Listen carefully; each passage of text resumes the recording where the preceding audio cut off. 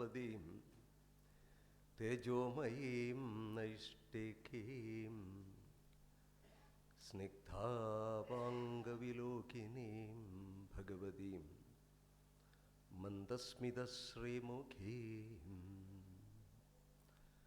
വാത്സല്യാമൃതവർഷിണീം സുമധുരം സങ്കീർത്തനാലാപിനീം ശ്യാമാംഗീം മധുസിക്തസൂക്തിം അമൃതാനന്ദാത്മികാം ഈശ്വരീം.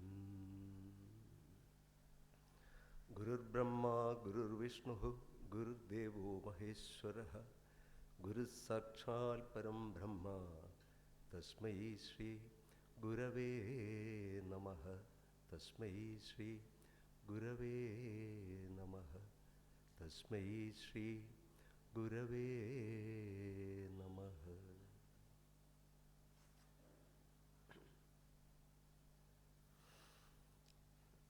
എല്ലാവർക്കും നമസ്കാരം.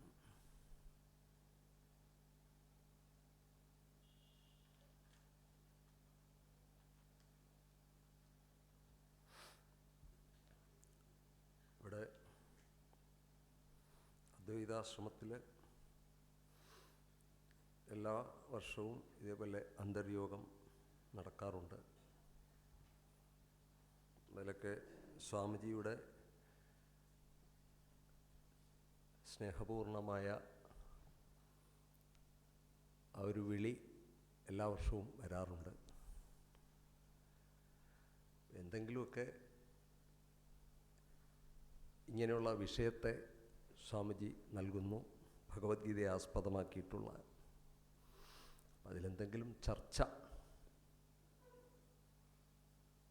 എന്നുള്ള രീതിയിൽ ആണ് ഭഗവത്ഗീതയിലെ 4-ാം അധ്യായം ജ്ഞാനകർമ്മ സന്യാസ യോഗം. അതിൽ ഇവിടെ ചർച്ച ചെയ്യാൻ ഉദ്ദേശിക്കുന്ന ശ്ലോകം 16 മുതൽ 18 വരെയുള്ള ശ്ലോകങ്ങളാണ്.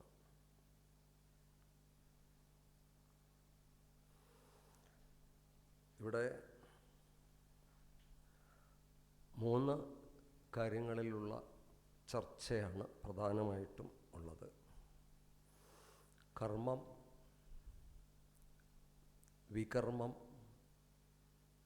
പിന്നെ അകർമ്മം. കർമ്മത്തെക്കുറിച്ച് ചർച്ച ചെയ്യപ്പെടുമ്പോൾ ഈ 3 കാര്യങ്ങളെയും സ്പർശിക്കാതെ നമുക്ക് മുന്നോട്ട് പോകാൻ സാധിക്കില്ല. മനുഷ്യൻ അവൻ്റെ ജീവിതം അല്ലെ ജീവൻ്റെ ലക്ഷണമായിട്ട് കർമ്മത്തെ കാണുന്നു.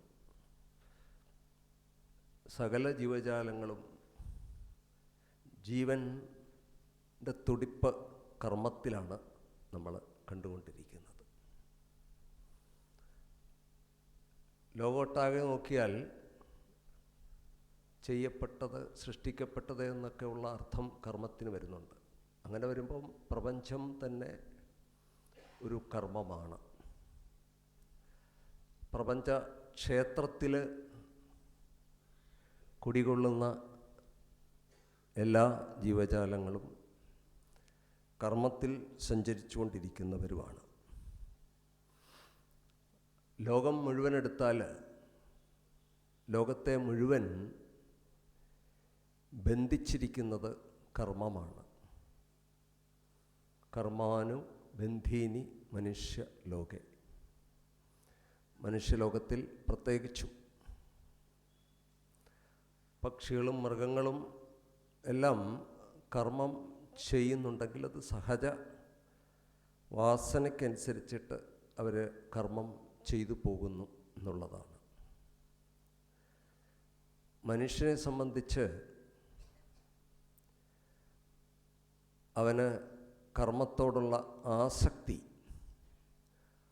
വളരെ ശക്തമായ ഒരു ബന്ധനമായിട്ട് ഭവിക്കുന്നു എന്നുള്ളതാണ്. അതാണ് മനുഷ്യലോകം പ്രത്യേകം എടുത്തു പറയാൻ കാരണം.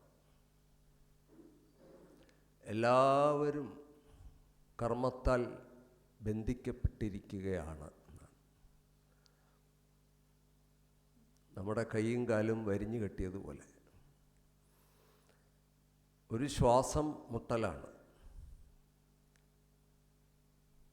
ആരോ പറഞ്ഞതുപോലെ ആവർത്താന്തര കീടവത്ത് എന്നുവെച്ചാൽ ഒരു ചുഴിയിൽപ്പെട്ട കീടത്തെ പോലെ. ഒരു ചുഴിയിൽ ഒരു കീടം പെട്ടുകഴിഞ്ഞാൽ ഇതിങ്ങനെ കറങ്ങിക്കൊണ്ടേയിരിക്കും. അതുപോലെ മനുഷ്യൻ കർമ്മബന്ധനങ്ങളുടെ ചുഴിയിൽപ്പെട്ട് കറങ്ങിക്കൊണ്ടേയിരിക്കുകയാണ്. ജനിമൃതി ചക്രങ്ങളിൽ ഈ സംസാരത്തിൽ അവൻ കറങ്ങിക്കൊണ്ടേയിരിക്കുന്നു. എത്ര കാലമായി എന്ന് പറയാൻ സാധിക്കില്ല. കാലങ്ങളായിട്ട്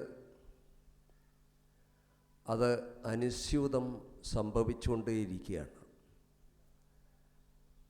ഇതിൽ നിന്ന് മോചനം വേണം എന്ന ഒരു മനുഷ്യൻ്റെ ഉള്ളിൽ ഒരു ചിന്ത ഉണ്ടാകുമ്പോൾ അതെപ്രകാരമാണ് ഈ ചിന്ത വരുന്നത് എന്ന് ചോദിച്ചു കഴിഞ്ഞാൽ ആർക്കും തന്നെ ദുഃഖം ഇഷ്ടമല്ല. കർമ്മം നമ്മളെ ബന്ധിക്കുമ്പോൾ അതിൻ്റെ കൂടപ്പിറപ്പായിട്ട് ദുഃഖവും വന്നു ചേരും എന്നുള്ളതാണ്. ഈ ദുഃഖത്തിൽ നിന്നുള്ള മോചനമാണ് എല്ലാവരും ആഗ്രഹിക്കുന്നത്. ഒരുപക്ഷെ കർമ്മം ബന്ധിക്കുന്നു എന്ന് പോലും അറിയാതെ ആ ഒരു ബന്ധനത്തിൽപ്പെട്ട് കിടക്കുന്നവരാണ് ഒട്ടുമിക്ക മനുഷ്യരും. അവൻ്റെ ഉള്ളിൽ ഈ കർമ്മബന്ധനങ്ങളിൽ നിന്ന് ഒരു മോചനം വേണം എന്നുള്ള ആഗ്രഹം മനുഷ്യൻ്റെ ഉള്ളിൽ ഉടലെടുക്കുന്ന ഒരു സമയം ഉണ്ട്. ഭഗവാൻ തന്നെ ഇവിടെ സൂചിപ്പിക്കുന്നുണ്ട്, വളരെ വളരെ നിഗൂഢമാണ് ഈ കർമ്മരഹസ്യം എന്ന്. പലരും കർമ്മങ്ങൾ ചെയ്തുകൊണ്ടേയിരിക്കുന്നുണ്ടെങ്കിലും എന്തുകൊണ്ടാണ് തനിക്ക് ഇങ്ങനെ ദുഃഖം അടിക്കടി വന്ന് ചേരുന്നത് എന്ന് മനസ്സിലാക്കുന്നില്ല. അത് മനസ്സിലാക്കാതെ വീണ്ടും വീണ്ടും കർമ്മത്തിൻ്റെ ചുഴിയിൽപ്പെട്ട് ശ്വാസം മുട്ടുകയാണ്. ഒരാന ചെളിയിൽ ഇറങ്ങി അതിൻ്റെ കാലുകൾ 4 കാലുകളും ചെളിയിൽ പൂണ്ട് ഇരിക്കുകയാണ്. അപ്പോൾ ഒരു കാല് ഉയർത്താൻ ശ്രമിക്കും, മറ്റേ കാല് ആഴത്തിലേക്ക് ചെളിയിൽ പൂണ്ടു പോവുകയാണ്. മറ്റേ കാല് ഉയർത്താൻ ശ്രമിക്കുമ്പോൾ ഈ കാല് മറുവശത്തുള്ള കാലുകൾ ആണ്ടുപോകുന്നു. അതിന് സ്വയം രക്ഷപ്പെടാൻ കഴിയാത്തതുപോലെയാണ് മനുഷ്യൻ്റെ സ്ഥിതി. കർമ്മമാകുന്ന അല്ലെങ്കിൽ കർമ്മത്തിൻ്റെ ബന്ധനമാകുന്ന ചെളിയിൽ മനുഷ്യൻ രക്ഷപ്പെടാൻ ശ്രമിക്കും തോറും കൂടുതൽ കൂടുതൽ ആഴത്തിൽ അതിൽ പതിച്ച് പോവുകയാണ് ചെയ്യുന്നത്. അപ്പം ഇതിൽ നിന്ന് ഒരു മോചനം വേണ്ടേ? സാധാരണ മനുഷ്യൻ പ്രശ്നങ്ങൾ ഉണ്ടാകുമ്പോൾ അല്ലെങ്കിൽ ദുഃഖങ്ങൾ ഉണ്ടാകുമ്പോൾ താങ്ങാൻ പറ്റാതെ വരുമ്പോൾ അവൻ പലതും ചിന്തിച്ചു പോകുന്നുണ്ട്. അതുകൊണ്ടാണല്ലോ സമൂഹത്തിലൊക്കെ ഒരുപാട് ആത്മഹത്യകൾ നടക്കുന്നത്. താങ്ങാൻ പറ്റാതെ വരുമ്പോൾ, പ്രശ്നങ്ങളെ നേരിടാൻ പറ്റാതെ വരുമ്പോൾ ആത്മഹത്യയെപ്പറ്റി ചിന്തിക്കുന്നു. സാധാരണ പറയാറുണ്ട്, ഒരു മനുഷ്യൻ ആത്മഹത്യയെപ്പറ്റി ചിന്തിക്കാത്ത ഒരു മനുഷ്യൻ വിരളമാണ് എന്ന് പറയാറുണ്ട്. എപ്പോഴെങ്കിലുമൊക്കെ ഒരു സാഹചര്യത്തിൽ അവൻ ആത്മഹത്യയെപ്പറ്റി മനുഷ്യൻ പലപ്പോഴും ചിന്തിച്ചു പോകുന്നു എന്നുള്ളതാണ്. കാരണം പ്രശ്നങ്ങൾ അടിക്കടി കടന്നു വന്നുകൊണ്ടേയിരിക്കുമ്പോൾ അതിനെ നേരിടാൻ സാധിക്കാതെ വരുമ്പോൾ, അതിനുള്ള മനഃശക്തി ലഭിക്കാതെ വരുമ്പോൾ അവൻ പലപ്പോഴും തളർന്നു പോകുന്നു. ഇപ്പോൾ ഈ അടുത്ത സമയത്ത് നമ്മൾ കണ്ടില്ലേ, ഡോക്ടർ ഷഹനെ പോലെയുള്ളവരൊക്കെ ശ്രീധനം കൂടുതൽ ചോദിച്ചതിൻ്റെ പേരിൽ ആ ഒരു പ്രശ്നത്തെ അഭിമുഖീകരിക്കാൻ കഴിയാതെ തളർന്ന് അവർ ആത്മഹത്യ ചെയ്തു. അങ്ങനെ എത്രയെത്രയോ ജീവിതങ്ങൾ ഇവിടെ നിന്ന് പൊലിഞ്ഞു പോയിട്ടുണ്ട്. ചിലർ പ്രശ്നങ്ങൾ വരുമ്പോൾ അതിൽ നിന്ന് ഒളിച്ചോടാനാണ് ശ്രമിക്കുന്നത്. ആത്മഹത്യ വേറെ തരത്തിലുള്ള ഒളിച്ചോടലിൻ്റെ മാർഗമാണെങ്കിൽ മറ്റൊരു തരം ഒളിച്ചോടൽ, ആ പ്രശ്നങ്ങൾ നിലനിൽക്കുന്ന സ്ഥലത്ത് നിന്ന് വേറെ എവിടെയെങ്കിലേക്ക് ഓടുക. അർജുനനെ സംബന്ധിച്ചും അതുതന്നെയായിരുന്നു. തനിക്ക് നിയോഗമായി വന്ന, കർത്തവ്യമായി വന്ന യുദ്ധം, ആ യുദ്ധം ആസന്നമായപ്പോൾ അതിനു വേണ്ടിയിട്ടുള്ള എല്ലാ തയ്യാറെടുപ്പുകളും നടത്തിയപ്പോൾ, യുദ്ധം ചെയ്യാനായിട്ട് സന്നദ്ധനായി കുരുക്ഷേത്രഭൂമിയിൽ വന്നെത്തിയപ്പോൾ അദ്ദേഹം തനിക്ക് ചുറ്റിലും ഉള്ളവരെ കണ്ടപ്പോൾ, അവരോടുള്ള ബന്ധം മനസ്സിൽ ചിന്തിച്ചപ്പോൾ, ശത്രുപക്ഷത്തുള്ളവർ പോലും തൻ്റെ ബന്ധുക്കളാണ് എന്ന് കണ്ടപ്പോൾ, തന്നോട് വളരെയധികം സ്നേഹം കാട്ടിയിട്ടുള്ളവരാണ് തൻ്റെ ഗുരുനാഥന്മാർക്ക് തുല്യമായിട്ടുള്ള അവരെല്ലാം കണ്ടപ്പോൾ, ഇവരെല്ലാം നേരിടണമല്ലോ എന്ന് വിചാരിച്ച് തളർന്നു പോവുകയാണ് ചെയ്തത്. ഇതാണ് അർജുനന് ആ പ്രശ്നത്തിൽ നിന്ന് അർജുനൻ ഒളിച്ചോടാനായിരുന്നു ശ്രമിച്ചത്. ഇതിൽ നിന്ന് എങ്ങനെയെങ്കിലും ഒളിച്ചോടുക, യുദ്ധഭൂമിയിൽ നിന്ന് എങ്ങനെയെങ്കിലും അവിടെ നിന്ന് ഒഴിവായി പോവുക. കാരണം പലരെയും കൊല്ലേണ്ടി വരും. അർജുനനെ ഒരുപാട് സ്നേഹിച്ചവരും അക്കൂട്ടത്തിൽ ഉണ്ടായിരുന്നു. അപ്പം അവരെയൊക്കെ കൊല്ലേണ്ടി വരിക എന്ന് പറഞ്ഞു കഴിഞ്ഞാൽ വളരെയധികം വിഷമം പിടിച്ച സംഗതിയാണ്. ഭഗവാൻ അർജുനനോട് പറഞ്ഞത്, നീ നിൻ്റെ സ്വധർമ്മം അനുഷ്ഠിക്കൂ എന്നാണ്. അർജുനനെ സംബന്ധിച്ച് നമുക്കറിയാം, അർജുനൻ ഒരു ക്ഷത്രിയനാണെന്ന്. ക്ഷത്രിയൻ്റെ സ്വധർമ്മം എന്നുള്ളത് യുദ്ധമാണ്.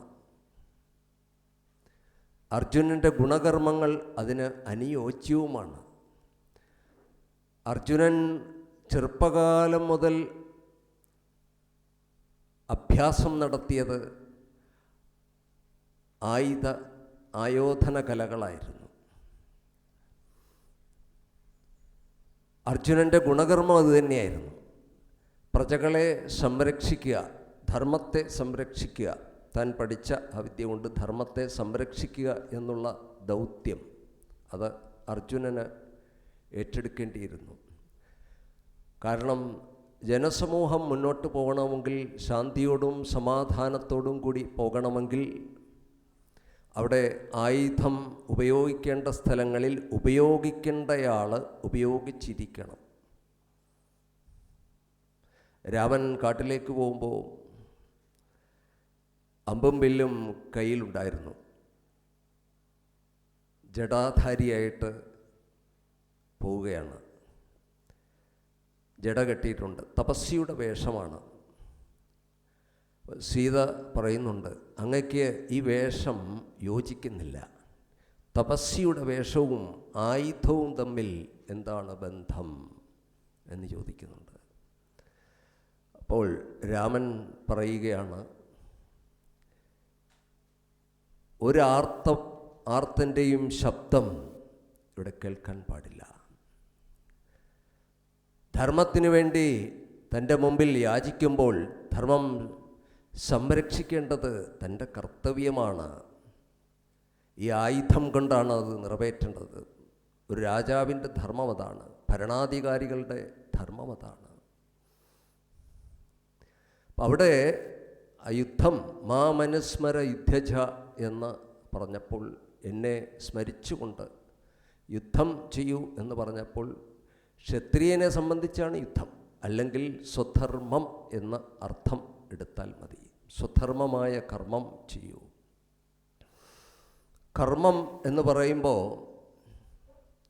സാധാരണ ശ്രീ ശങ്കര ഭഗവത് പാദർ അദ്ദേഹം വൈദിക കർമ്മങ്ങളെ മാത്രമേ കർമ്മമായിട്ട് അർത്ഥം പലപ്പോഴും കൽപ്പിച്ചിട്ടുള്ളൂ. വൈദിക കർമ്മങ്ങളല്ലാത്ത കർമ്മങ്ങൾ, ലൗകിക കർമ്മങ്ങൾ, അവയെ കർമ്മങ്ങളായിട്ട് അദ്ദേഹം കൽപ്പിക്കാറില്ല. വൈദിക കർമ്മങ്ങളാണ്. കാരണം മനുഷ്യന് ശ്രേഷ്ഠമായ ഒരു മാർഗം കാണിച്ചു കൊടുക്കുന്നത് വേദങ്ങളാണ്. മനുഷ്യന് ഉയരങ്ങളിലേക്ക് പോകാൻ ആഗ്രഹിക്കുന്നവരാണ്. കർമ്മബന്ധനങ്ങളിൽ പെട്ട് കിടക്കാൻ ആഗ്രഹിക്കുന്നവരല്ല മനുഷ്യർ. അപ്പോൾ അതിനു വേണ്ടിയിട്ടുള്ള ഒരു തയ്യാറെടുപ്പ് നടത്തേണ്ടതുണ്ട്. ആ തയ്യാറെടുപ്പിന് വേണ്ടിയിട്ട് ആദ്യം സ്വധർമാനുഷ്ഠാനത്തെ പറ്റിയാണ് ഭഗവാൻ പറയുന്നത്. ആ സ്വധർമാനുഷ്ഠാനം എങ്ങനെ വേണമെന്നാണ് ഭഗവാൻ അർജുനന് പറഞ്ഞു കൊടുത്തത്.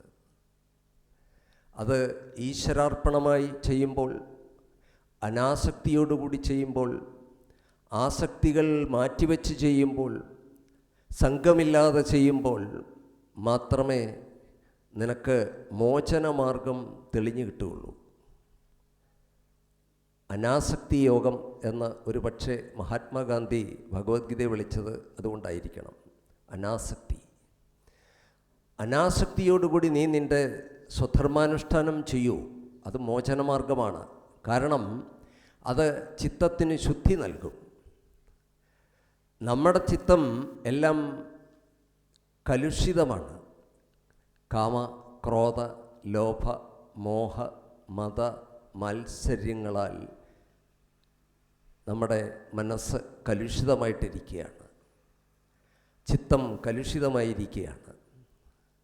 അപ്പോൾ ഇതിൽ നിന്ന് മോചനം നേടുവാനുള്ള ആദ്യത്തെ ഉപദേശം സ്വധർമാനുഷ്ഠാനമായിട്ട് ഭഗവാൻ അവിടെ പറഞ്ഞു കൊടുക്കുകയാണ്. വൈദിക കർമ്മങ്ങൾ എടുത്തു കഴിഞ്ഞാൽ നമുക്കറിയാം, അതിൽ ആസക്തിയോടുകൂടിയ കർമ്മങ്ങളെയും പറയുന്നുണ്ട്.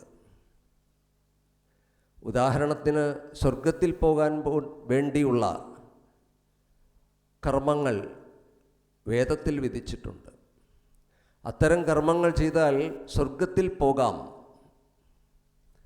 പക്ഷേ അത് ഫലം അനുഭവിക്കുവാനുള്ള ഭൂമികയാണ്. ആ ഫലം അനുഭവിച്ചു കഴിഞ്ഞാൽ അവിടെ പോയിട്ട് വേറെ ഫലം ഉണ്ടാക്കാൻ സാധിക്കില്ല. കർമ്മങ്ങൾക്ക് പുണ്യഫലമോ പാപഫലമോ ഉണ്ടാകാം, മിശ്രഫലവും ഉണ്ടാകാം. ചിലതിന് ഫലമുണ്ടാകാത്ത കർമ്മങ്ങളെ പറയുന്നുണ്ട്. അപ്പോൾ സ്വധർമ്മമായിട്ട് വരുന്ന കർമ്മങ്ങൾ അത് ചെയ്യുമ്പോൾ അത് ശ്രേയോ മാർഗത്തിലേക്ക് നയിക്കും. സ്വർഗത്തിലേക്ക് നയിക്കുവാൻ ഭഗവാൻ തന്നെ പറയുന്നുണ്ട് അർജുനനോട്, നിനക്ക് യുദ്ധത്തിൽ നീ മരിച്ചുപോയാൽ നിനക്ക് സ്വർഗത്തിൽ പ്രവേശിക്കാം, സ്വർഗീയ സുഖങ്ങൾ അനുഭവിക്കാം.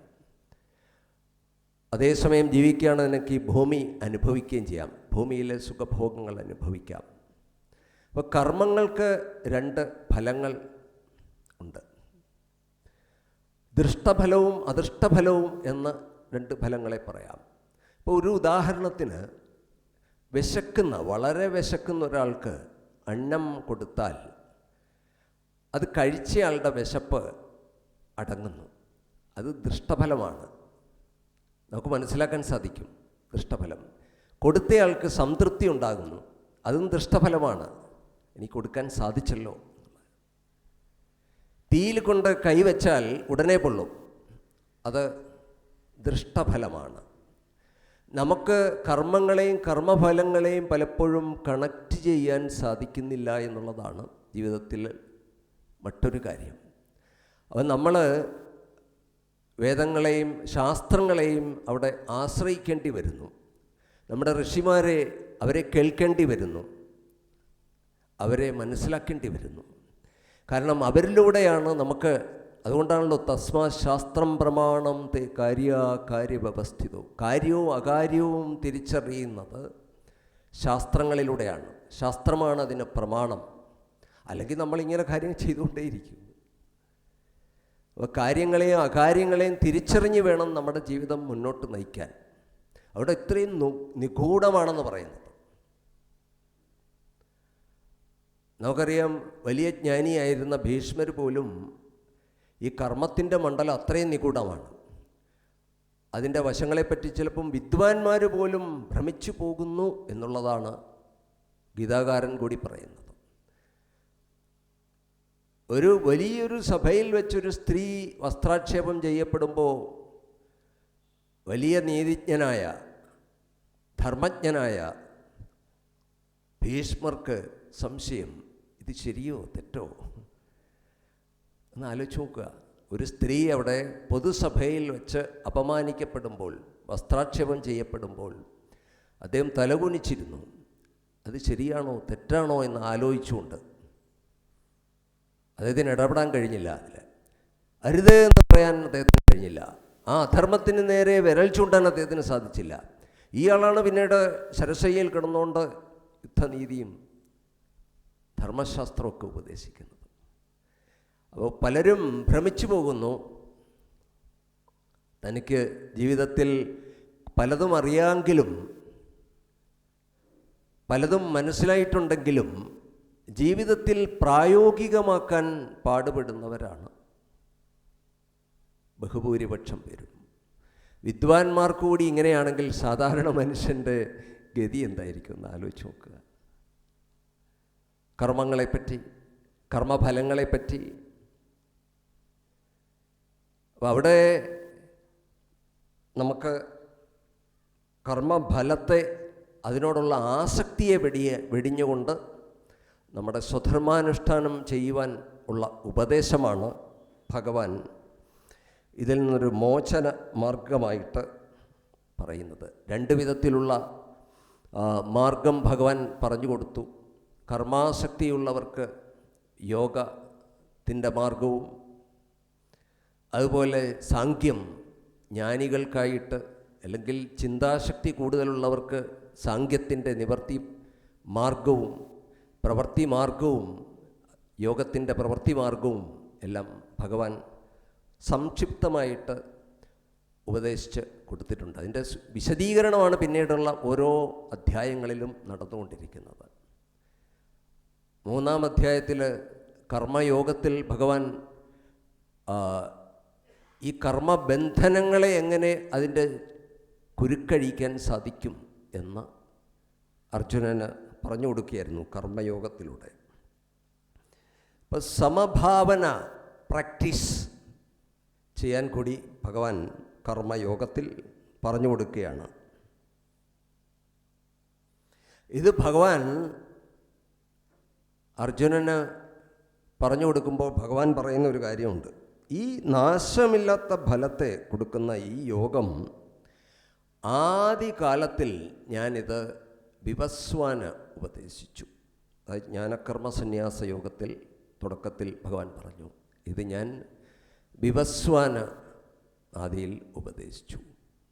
വിവസ്വാൻ അത് മനുവിനും പിന്നീട് ഇക്ഷ്വാകുവിനും ഉപദേശിച്ച് ആ പരമ്പര വഴിയാണ് മനുഷ്യലോകത്തിൽ ഇത് പ്രചരിച്ചിരുന്നു. വളരെ കാലം ഈ യോഗം അനുഷ്ഠിച്ച മഹാത്മാക്കൾ ഈ ഭൂമിയിലുണ്ടായിരുന്നു. പിന്നീട് അതെപ്പോഴോ കാലങ്ങൾ കൊണ്ട് അത് ആ യോഗശാസ്ത്രം ജനങ്ങളിൽ നിന്ന് മറഞ്ഞു തുടങ്ങി, അല്ലെങ്കിൽ മറന്നു തുടങ്ങി, ക്ഷയിച്ചുപോയി. അതാണ് വീണ്ടും ഭഗവാൻ പറഞ്ഞത്. ഭഗവാൻ പറയുമ്പോൾ നമുക്ക് ചില കാര്യങ്ങൾ, നമുക്ക് ദൃഷ്ടമായിട്ടുള്ള കാര്യങ്ങളൊക്കെ നമുക്ക് പലപ്പോഴും മനസ്സിലാവും. പ്രത്യക്ഷത്തിലുള്ള, അപ്രത്യക്ഷമായിരിക്കുന്ന കാര്യങ്ങളിലാണ് നമുക്ക് ശാസ്ത്രത്തിൻ്റെയും ഗുരുക്കന്മാരുടെയും ഒക്കെ ആവശ്യം. അവിടെയാണ് പ്രത്യക്ഷമായിരിക്കുന്ന പല കാര്യങ്ങളും നമ്മൾ ശരിയെന്ന് നമ്മൾ വിചാരിക്കുന്നു, പക്ഷെ അത് ശരിയാകണമെന്നില്ല. ഈ കർമ്മയോഗം പറയുമ്പോൾ അതിൽ അമ്മ പറയുന്ന ഒരു ഉദാഹരണം കൂടി ഞാൻ ഇവിടെ സൂചിപ്പിക്കുകയാണ്. ഒന്ന് പൂജാമനോഭാവം, അതുപോലെ തന്നെ പ്രസാദബുദ്ധി.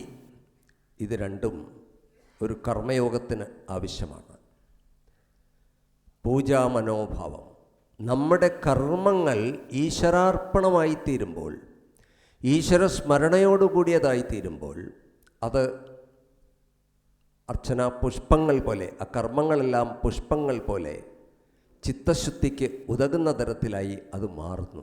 അതെല്ലാം പൂജകളായി മാറുന്നു. ഈ പൂജകളാകണമെങ്കിൽ അതിനുള്ള ജ്ഞാനം നമുക്കുണ്ടാകണം. കർമ്മം ചെയ്യുമ്പോൾ കർമ്മം എങ്ങനെ ചെയ്യണമെന്നുള്ള ജ്ഞാനം നമ്മളിലുണ്ടെങ്കിൽ മാത്രമേ ആ പൂജാ മനോഭാവം അവിടെ നമുക്ക് ഉണ്ടാകുകയുള്ളൂ, അല്ലെങ്കിൽ ഉണ്ടാകില്ല. അപ്പം ഈ പൂജാ മനോഭാവം വരണമെങ്കിൽ ഒരു കാര്യം നമ്മൾ മനസ്സിലാക്കേണ്ടതുണ്ട്. ഇവിടെ ഈശ്വരനല്ലാണ്ട് മറ്റൊന്നും തന്നെ ഇല്ല. നമ്മുടെ മുമ്പിൽ കാണുന്ന എല്ലാ ജീവന്മാരുടെ ഉള്ളിലും ഇരിക്കുന്നത് ഈശ്വരൻ തന്നെയാണ്, അല്ലെ ആത്മാവാണ് എന്നുള്ള ബോധം. ആ ബോധം വരുമ്പോഴാണ് നമ്മുടെ കർമ്മങ്ങൾ ഈശ്വര സ്മരണയോടുകൂടിയതായിത്തീരുന്നത്. ഒരാൾക്ക് വേണ്ടി ചെയ്യുമ്പോൾ, സാധാരണ ഈശ്വര വിശ്വാസമില്ലാത്ത ഒരാൾ കർമ്മം ചെയ്യുമ്പോൾ അഹന്തയോടുകൂടിയ കർമ്മമാണ്. ഞാൻ ചെയ്യുന്നു എന്നുള്ള ബോധം അതിൻ്റെ പിന്നിലുണ്ട്. അത് ഞാൻ, എൻ്റെ ഭാവങ്ങൾ അവിടെ ഉണ്ട്, നിലനിൽക്കുന്നുണ്ട്. ഈ ഞാൻ, എൻ്റെ ഭാവങ്ങൾ അതെല്ലാം അവിദ്യയിൽ നിന്ന് ഉണ്ടാകുന്നതാണ്. അവിദ്യയാണ്. അവിദ്യ, കാമം, കർമ്മം, ഇങ്ങനെയാണ് പോകുന്നത്. ഈ അവിദ്യയിൽ നിന്ന് കാമമുണ്ടാകുന്നു, ആഗ്രഹങ്ങളുണ്ടാകുന്നു. ആഗ്രഹം കർമ്മത്തിലേക്ക് നയിക്കുന്നു. അങ്ങനെയാണത് ഒരു ചെയിൻ പോലെ പൊയ്ക്കൊണ്ടിരിക്കുന്നത്. അപ്പോൾ ഈ പൂജാ മനോഭാവം ഉണ്ടാകുമ്പോൾ എല്ലാവരുടെ ഉള്ളിലും ആത്മാവിനെ തന്നെ കണ്ടുകൊണ്ട്, അല്ലെ ഈശ്വരനെ തന്നെ കണ്ടുകൊണ്ട്, അതൊരു സേവയായി കണ്ടുകൊണ്ട്, താൻ ചെയ്യുന്നു എന്നുള്ള ഭാവമല്ല, അത് അർപ്പണം, അവിടത്തേക്ക് അർപ്പിക്കുകയാണ്, തന്നെ അർപ്പിക്കുകയാണ്. ആ അർപ്പണ മനോഭാവത്തിൽ ചെയ്യുമ്പോൾ ചിത്തത്തിൽ ശുദ്ധി ഉണ്ടാകും. ഞാൻ എൻ്റെ ഭാവങ്ങളുടെ കട്ടി കുറഞ്ഞ് അത് വരും. ആ ഒരു രീതിയിൽ പൂജാമനോഭാവത്തോടുകൂടി കർമ്മങ്ങൾ ചെയ്യുക. പ്രസാദബുദ്ധിയായ എല്ലാത്തിനെയും സ്വീകരിക്കുക. ജീവിതത്തിൽ വരുന്നത് എന്തിനേയും, അത് നല്ലതാകട്ടെ, ദുഃഖകരമാകട്ടെ, സുഖകരമാകട്ടെ, ജയമാകട്ടെ, പരാജയമാകട്ടെ, എല്ലാത്തിനെയും സമഭാവനയോടുകൂടി. ഒരു പ്രസാദം നമ്മൾ ക്ഷേത്രത്തിൽ പോയി മേടിക്കുമ്പോൾ അത് നമ്മൾ കൊടുത്തതിന് കണക്ക് പറയാറില്ല. ഞാൻ ഇത്രയല്ലല്ലോ വഴിപാട് ചെയ്തപ്പോൾ പൈസ തന്നത്, എനിക്ക് അത്രയും സാധനങ്ങളില്ലല്ലോ എന്നാരും പറയാറുണ്ടോ? ഇല്ല, അത് പറയാറില്ല. അപ്പോൾ അത് എന്താണോ തന്നത് അതങ്ങ് സ്വീകരിക്കുകയാണ്. അതിനകത്ത് ചിലപ്പോൾ ഒരു കരട് കിടന്നാലും ചിലപ്പോൾ നമ്മളത് സ്വീകരിച്ചു എന്ന് വരും. ആ സ്വീകരണ മനോഭാവം ആണ് നമ്മൾക്ക് ജീവിതത്തിൽ വേണ്ടത്. അതെന്തായാലും, വരുന്നതെന്തായാലും, ഫലം എന്തായാലും അതിനെ ഒരേ ഭാവത്തിൽ സ്വീകരിക്കാൻ, പ്രസാദബുദ്ധിയാ സ്വീകരിക്കാൻ നമുക്ക് കഴിയണം. അതാണ് ഭഗവാൻ ആദ്യം അർജുനന് ആ കർമ്മയോഗ രഹസ്യം ഉപദേശിച്ച് കൊടുത്തത്. ഇവിടെ നമുക്ക് ഈ ശ്ലോകം ഒന്ന് നോക്കാം. 16-ാമത്തെ ശ്ലോകം. കിം കർമ്മ കിമകർമ്മേതി കവയോപ്യത്ര മോഹിതാഃ തത്തേ കർമ്മ പ്രവക്ഷ്യാമി യജ്ഞാത്ത മോക്ഷസേ അശുഭാത്. അതിൻ്റെ അന്വയ അർത്ഥം പറയുമ്പോൾ, കർമ്മ കിം, കർമ്മം എന്താണ്, അകർമ്മ കിം, കർമ്മം ഇല്ലാത്ത സ്ഥിതി എന്താണ്, ഇതി അത്ര. ഈ സംശയങ്ങൾക്ക് ഉത്തരം കണ്ടെത്തുന്നതിൽ കവയഃ അപി മോഹിതാഃ, സൂക്ഷ്മ ബുദ്ധികളായ വിദ്വാൻമാർക്ക് പോലും തീരുമാനമെടുക്കാൻ കഴിയാതെ ഇരിക്കുന്നു.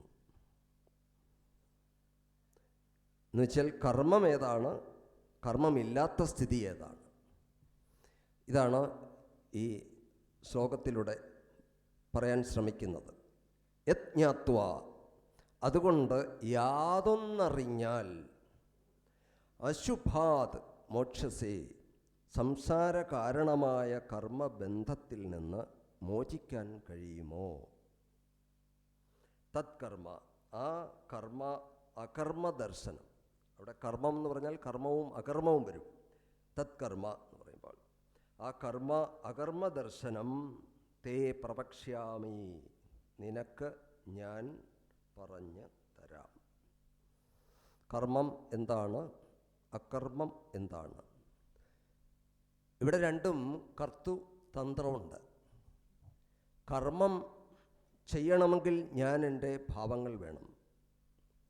കർമ്മം ചെയ്യാതെ ഇരിക്കണമെങ്കിലും ഞാൻ കർമ്മം ചെയ്യുന്നില്ല, അപ്പോഴും വേണ്ട ഞാൻ ആ കർമ്മം ചെയ്യുന്നില്ല എന്ന് തീരുമാനിക്കുമ്പോഴും അവിടെ കർത്താവ് ഉണ്ടായിരിക്കണം. അപ്പോൾ കർമ്മം ചെയ്യണമെങ്കിലും കർത്താവ് വേണം, കർമ്മം ചെയ്യാതെ ഇരിക്കണമെങ്കിലും കർത്താവ് അവിടെ വേണം. ഇവിടെ ഈ കർമ്മം അതിനെപ്പറ്റിയുള്ള സംശയം, അകർമ്മം അതിനെപ്പറ്റിയുള്ള സംശയം, ഇത് വിദ്വാൻമാർക്ക് കൂടി, സൂക്ഷ്മബുദ്ധികളാണ് വിദ്വാൻമാർ, അവർ പഠിച്ചിട്ടുള്ളവരാണ്, ശാസ്ത്രത്തെ അവർ വളരെ കാലം അഭ്യാസം ചെയ്തിട്ടുള്ളവരാണവർ. എന്നിട്ട് കൂടി അവർക്ക് ഒരു തീരുമാനം എടുക്കാൻ സാധിക്കാതെ വരുന്നു. അതുകൊണ്ട് യാതൊന്നറിഞ്ഞാൽ സംസാര കാരണമായ കർമ്മബന്ധത്തിൽ നിന്ന് മോചിക്കാൻ കഴിയുമോ? അപ്പോൾ നമ്മളെ ഈ സംസാരത്തിൽ ബന്ധിക്കുന്നത് കർമ്മമാണ്, അതിൽ നിന്ന് മോചിക്കാൻ കഴിയുമോ? ആ കർമ്മ അകർമ്മ ദർശനം, ആ കർമാകർമ്മ ദർശനമാണ് ഞാൻ നിനക്ക് പറഞ്ഞു തരാൻ ഉദ്ദേശിക്കുന്നത് എന്ന് ഭഗവാൻ ഇവിടെ പറയുകയാണ്.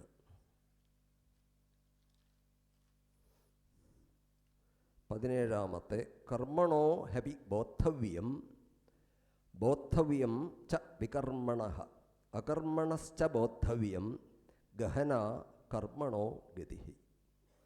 ഹി എന്ന് പറഞ്ഞാൽ എന്തെന്നാൽ, കർമ്മണഃ അഭി ബോദ്ധവ്യം, ചെയ്യേണ്ടതായ കർമ്മങ്ങളുടെ സ്വരൂപം അറിയണം. വികർമ്മണഃ ച ബോദ്ധവ്യം,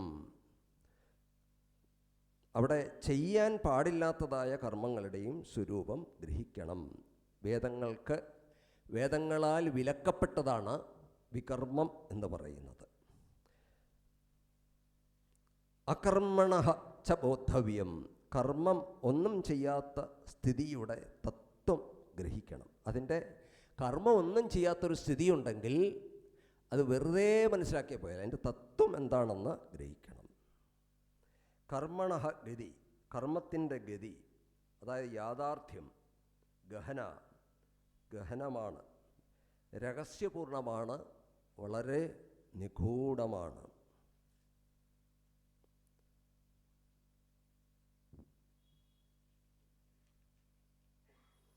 പതിനെട്ടാമത്തെ ശ്ലോകം കൂടി ഒരുമിച്ച് നോക്കാം നമുക്ക്.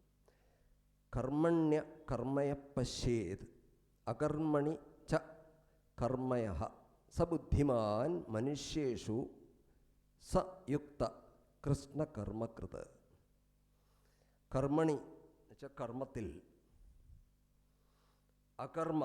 അകർമ്മത്തെ യഹ പശ്യേത്, യാതൊരാൾ കാണുമോ, അകർമ്മണി അകർമ്മത്തിൽ, കർമ്മച കർമ്മത്തെയും, യഹ പശ്യേത് ആര് കാണുമോ, സ മനുഷ്യേഷു ബുദ്ധിമാൻ അവനാണ് മനുഷ്യരിൽ ബുദ്ധിമാൻ. സഹ യുക്ത അയാൾ സമാഹിതൻ അല്ലെങ്കിൽ സത്യദർശിയാണ് അയാൾ. കൃഷ്ണകർമ്മകൃത് അയാൾ ചെയ്യേണ്ടതെല്ലാം ചെയ്ത് കഴിഞ്ഞവനായിട്ട് തീരുന്നു. ഇവിടെ ഭഗവാൻ പറയുന്ന ഒരു കാര്യം വളരെ രഹസ്യമായൊരു കാര്യമാണ്, മനസ്സിലാക്കാൻ വളരെയധികം പ്രയാസമുള്ള ഒരു കാര്യമാണ്. കർമ്മത്തിൽ അകർമ്മദർശനം, അകർമ്മത്തിൽ കർമ്മദർശനം. ഇത് വളരെ ഭാഷ്യങ്ങളിലൊക്കെ വളരെയധികം വിശദമായിട്ട് വളരെ വിശദീകരിച്ച് ചർച്ച ചെയ്യുന്ന ഒരു വിഷയമാണ് ഇത്. കർമ്മം നമുക്കറിയാം. കർമ്മത്തിൽ അകർമ്മദർശനം എങ്ങനെയാണ് ഉണ്ടാകുന്നത്? അകർമ്മത്തിൽ എങ്ങനെയാണ് കർമ്മദർശനം ഉണ്ടാകുന്നത്? കർമ്മം നമുക്ക് മനസ്സിലാകുന്നു അത് കർമ്മം തന്നെയാണ്. അകർമ്മം നമുക്ക് മനസ്സിലാകുന്നു അകർമ്മം തന്നെയാണ്. പിന്നെ കർമ്മത്തിൽ എങ്ങനെയാണ് അകർമ്മം ദർശിക്കുക? അകർമ്മത്തിൽ എങ്ങനെയാണ് കർമ്മം ദർശിക്കുക? ഭഗവാൻ ആദ്യം അർജുനന് പറഞ്ഞു കൊടുക്കുമ്പോൾ പറയുന്നുണ്ടല്ലോ, ഞാൻ വിവസ്വാന് ഉപദേശിച്ചു എന്ന് പറയുന്ന സമയത്ത്, നിനക്കും അർജുന എനിക്കും ഒരുപാട് ജന്മങ്ങൾ ഉണ്ടായിട്ടുണ്ട്. ഇവിടെ നമ്മൾ ഒന്ന് മാത്രം പ്രത്യക്ഷത്തിലുള്ളത് മാത്രം കാണുന്നവരാണ് നമ്മൾ. അപ്രത്യക്ഷമായിട്ടുള്ളത് നമ്മൾ കാണുന്നില്ല. ഇവിടെ അപ്രത്യക്ഷമായിട്ടുള്ള ഒരു കാര്യത്തെ നമ്മൾ ഭഗവാൻ കാണിച്ചു തരികയാണ്. നമ്മുടെ കർമ്മങ്ങളെല്ലാം നടക്കുന്നത് എവിടെയാണ്? ഭഗവാൻ നേരത്തെ സൂചിപ്പിച്ചു, ആത്മാവ്, നീ എന്ന് പറയുന്നത് ആത്മാവാണ്. ആ ആത്മാവിൽ യാതൊരു കർമ്മങ്ങളുമില്ല. ആത്മാവ് അനാദിയാണ്. അവിടെ ജനിമൃതി ചക്രങ്ങളൊന്നുമില്ല. ജനനമില്ല, മരണമില്ല, രണ്ടുമില്ല. അവിടെ ശോകമില്ല, അവിടെ സുഖമോ ദുഃഖമോ ഒന്നുമില്ല. യാതൊരു പ്രയാസങ്ങളില്ല ആത്മാവിൽ. പക്ഷെ നമ്മൾ ആത്മാവാണ്. പിന്നെ എവിടെയാണ് കർമ്മം? അപ്പം ആത്മാവാണ്. താൻ ചെയ്യുമ്പോൾ, താനൊരു കർമ്മം ചെയ്യുമ്പോൾ താൻ ചെയ്യുന്നു എന്നാണ് എല്ലാവരും വിചാരിക്കുന്നത്. ആത്മാവാണ് ചെയ്യുന്നത് എന്ന് വിചാരിക്കുന്നു. ഭഗവാൻ പറയുന്നത് ആത്മാവല്ല ചെയ്യുന്നത്. ആത്മാവിൽ യാതൊരു കർമ്മങ്ങളും ഇല്ല എന്നുള്ളതാണ്. കാരണം ആത്മാവ് ജനിക്കുന്നില്ല, ആത്മാവ് മരിക്കുന്നുമില്ല. അതിനെ വാളുകൊണ്ട് മുറിക്കാൻ പറ്റില്ല, അതിനെ അഗ്നി കൊണ്ട് ദഹിപ്പിക്കാൻ പറ്റില്ല. എല്ലാം ഭഗവാൻ പറഞ്ഞു കഴിഞ്ഞ കാര്യങ്ങളാണ്. അപ്പോൾ ആത്മാവ് നിശ്ചലമായിട്ട് നിൽക്കുന്നു. നമ്മൾ കാണുന്നത് ശരീരത്തിലൂടെ ഇന്ദ്രിയങ്ങളിലൂടെ ബുദ്ധിയിലൂടെ എല്ലാം ആണ് കർമ്മങ്ങൾ നടന്നുകൊണ്ടിരിക്കുന്നത്. ആ കർമ്മം ആത്മാവിൻ്റെ ഒരു ഉപാധി മാത്രമാണ്. ആത്മാവ് അതിൽ താതാമ്യപ്പെട്ട് ശരീരവുമായിട്ട് മനസ്സുമായിട്ട് ബുദ്ധിയുമായിട്ട് താതാമ്യപ്പെട്ടിരിക്കുമ്പോൾ ഞാൻ ആണ് അത് ചെയ്യുന്നത് എന്ന് വിചാരിച്ചു പോകുന്നു. ഞാനെന്ന് പറഞ്ഞാൽ സത്യത്തിൽ ആരാണ്? ആത്മാവാണ്. ആത്മാവിൽ ജനനമുണ്ടോ, മരണമുണ്ടോ, ജനിമൃതി ചക്രങ്ങളുണ്ടോ? ഇതൊന്നുമില്ല. യാതൊരു കർമ്മങ്ങളുമില്ല. സർവ്വതിനും സാക്ഷിയായി നിലകൊള്ളുകയാണ്. അത് നിശ്ചലം, തൂഷ്ണീഭാവത്തെ ആശ്രയിച്ചുകൊണ്ട് നിൽക്കുകയാണ്. അതാണ് അകർമ്മം. അകർമ്മം എവിടെയാണുള്ളത്? അകർമ്മമുള്ളത് ആത്മാവിലാണ്. കർമ്മം നടക്കുന്നതോ ശരീര മനോബുദ്ധികളിലൂടെ, ഇന്ദ്രിയങ്ങളിലൂടെ, അല്ലെങ്കിൽ കർമ്മേന്ദ്രിയങ്ങളിലൂടെ, ജ്ഞാനേന്ദ്രിയങ്ങളിലൂടെയാണ് ഈ കർമ്മങ്ങളെല്ലാം നടന്നുകൊണ്ടിരിക്കുന്നത്. അത് ആത്മാവതിൽ താതാമ്യപ്പെട്ട്, ആ താതാമ്യപ്പെട്ടിരിക്കുന്ന അവസ്ഥയാണ് ജീവനെന്ന് പറയുന്നത്. ഒരു മുണ്ടകോവംശിൽ പറയുന്ന പോലെ വലിയൊരു മരത്തിൽ രണ്ട് കിളികൾ, ഒന്ന് മരത്തിനു മുകളിൽ നിശ്ചലമായിട്ട് ഇരിക്കുന്ന ഒരു കിളി, അതിൻ്റെ താഴത്തെ കൊമ്പുകളിൽ ഇരിക്കുന്ന മറ്റൊരു കിളി. ആ കിളി ഫലങ്ങൾ കഴിക്കുന്നു. മറ്റ് മുകളിലിരിക്കുന്ന കിളിയോ അത് വളരെ നിശ്ചിന്തനായിട്ടിരിക്കുന്നു, പ്രസന്നവദനായിട്ടിരിക്കുന്നു, സാക്ഷി ഭാവത്തിലിരിക്കുന്നു. താഴത്തെ കിളി അതിൽ നിന്ന് അങ്ങോട്ടും ഇങ്ങോട്ടും ചാടി അതിൽ ഫലങ്ങൾ കഴിച്ചുകൊണ്ടിരിക്കുന്നു. ചിലത് കൈപ്പേറിയ ഫലങ്ങളാണ്. അങ്ങനെ കൈപ്പേറിയ ഫലങ്ങൾ കഴിക്കുമ്പോൾ അത് ദുഃഖിക്കുന്നു. അത് ദുഃഖിച്ച് ഒന്ന് മേലോട്ട് നോക്കുമ്പോൾ മുകളിലത്തെ കിളി നിശ്ചിന്തനായിട്ട് ഇരിക്കുന്നു. പിന്നെയും അതൊരു ഭാവം അതിൻ്റെ മനസ്സിൽ, ആ ചിന്ത ഒന്ന് ആ നിശ്ചിന്തത മനസ്സിൽ ഒരു നിമിഷം വരുമെങ്കിലും പിന്നെ അത് മറന്നുപോകുന്നു. വീണ്ടും മറ്റു കൊമ്പുകളിലേക്ക് ചാടി ഈ സുഖദുഃഖങ്ങളാകുന്ന ഫലങ്ങൾ അനുഭവിച്ച് പൊക്കൊണ്ടേയിരിക്കുന്നു. ഇടയ്ക്കിടയ്ക്ക് അത് മുകളിലത്തെ കിളിയെ നോക്കുന്നു. അവസാനം അത് മുകളിലെത്തുമ്പോൾ മനസ്സിലാകുന്നു മുകളിലുള്ള കിളിയും താഴത്തെ കിളിയും ഒന്നായി തീരുന്നു. അവിടെ രണ്ടില്ല എന്നുള്ള ബോധത്തിലെത്തുന്നു. ഇവിടെ താതാമ്യപ്പെട്ടിരിക്കുന്ന അവസ്ഥയാണ് താഴത്തെ കിളി എന്ന് പറയുന്നത്. താഴത്തെ കിളി എന്ന് പറയുന്നതാണ് ജീവൻ. ആ ജീവനും ഈശ്വരനും പരമാത്മാവും രണ്ടല്ല, ഒന്നാണ് എന്ന് നമ്മളെ പഠിപ്പിക്കുന്നതാണ് ഈ തത്വദർശനം. അവിടെ രണ്ടില്ല, ഒന്നാണ്. തിരമാലയിലും ഓളത്തിലുമെല്ലാം ജലം മാത്രമേ ഉള്ളൂ. നമുക്കെങ്ങനെയാണ് ഞാൻ ചെയ്യുന്നു എന്നുള്ള ഭാവം ഉണ്ടാകുന്നത്? നിശ്ചലമായിരിക്കുന്ന ആത്മാവ് ഞാനാണ് ഈ കർമ്മങ്ങളൊക്കെ ചെയ്യുന്നത്, ഞാനാണതിൻ്റെ സുഖം അനുഭവിക്കുന്നത്, ഞാനാണ് ഇതിൻ്റെ ദുഃഖം അനുഭവിക്കുന്നത്. ഇതൊക്കെ എങ്ങനെ ആത്മാവിൽ ആരോപിക്കപ്പെടുന്നു? ആത്മാവിൽ നമ്മൾ അധ്യാരോപം ചെയ്യുകയാണ്. ഈ മനോബുദ്ധികളിലൂടെ, ശരീര മനോബുദ്ധികളാകുന്ന ഉപാധികളിലൂടെ കർമ്മം ചെയ്യുമ്പോൾ നമ്മൾ ഏറ്റെടുക്കുക, ഞാൻ ചെയ്യുന്നു എന്നുള്ള ബോധത്തിലേക്ക് വരികയാണ്. അതേസമയം സത്യദർശിയായ ഒരാൾ, ഒരു ഋഷിതുല്യനായ ഒരാൾ, അല്ലെങ്കിൽ സത്യത്തെ ദർശിച്ച ഒരു മഹാത്മാവ് മനസ്സിലാക്കുന്നു, അദ്ദേഹം സാക്ഷിഭാവത്തിൽ നിലകൊള്ളുന്നു. താൻ ഈ കർമ്മങ്ങളിലൊന്നും അതിന് ഒട്ടലില്ലാതെ, മമതയില്ലാതെ ഇതിൽ നിന്ന് മാറി നിൽക്കുന്നു, അസംഗനായി നിൽക്കുന്നു എന്നുള്ള ബോധത്തിലാണ് അവർ കർമ്മങ്ങളിൽ പോലും വ്യാപൃതരായിരിക്കുന്നത്. ഒരു മഹാത്മാവിൻ്റെ കർമ്മം, ശ്രീകൃഷ്ണ ഭഗവാന്റെ കർമ്മം എടുക്കുക, അദ്ദേഹം ജീവിതത്തിൽ കർമ്മം ചെയ്യാതിരുന്ന ഒരവസ്ഥയുണ്ടോ എന്ന് ചോദിച്ചു കഴിഞ്ഞാൽ നമുക്ക് കാണാൻ സാധിക്കുന്നില്ല.